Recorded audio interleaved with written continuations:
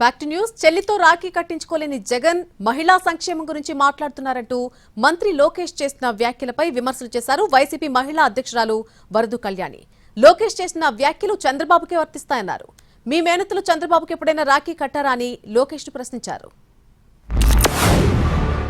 సొంత చెల్లితో రాఖీ కట్టించుకోలేని అన్న మహిళలు సంక్షేమం గురించి మాట్లాడుతున్నారు.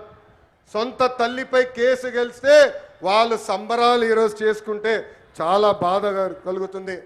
అందుకే వాళ్ళందరూ ఒకటే చెప్తున్నా, ముందల మీ ఇంట్లో ఉన్న అక్క చెల్లెలు పెద్దమ్మ చిన్నమ్మ అదేవిధంగా తల్లికి న్యాయం చేసిన తర్వాతనే మా గురించి మాట్లాడాలని హెచ్చరిస్తున్నా.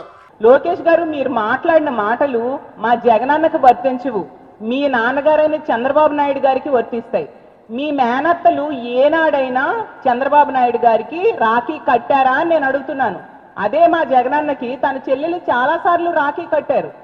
అలాగే తీసుకుంటే మొన్ననే 200 కోట్లు పెట్టి మీరు గృహప్రవేశం శంకుస్థాపన చేశారు కదా అమరావతిలో ఒక ఇల్లు కట్టుకోవడానికి. మరి ఆ గృహప్రవేశంలో మీ మేనత్త కనిపించలేదేంటి లోకేష్ గారు అని నేను అడుగుతున్నాను. మీ మేనత్తను మీరు పిలవలేదా? అలాగే హైదరాబాద్లో తీసుకుంటే మీరు పెద్ద రాజబంగ్లా కట్టించుకున్నారు కదా, దాని గృహప్రవేశానికి ఎందుకు మీ మేనత్త కనిపించలేదు?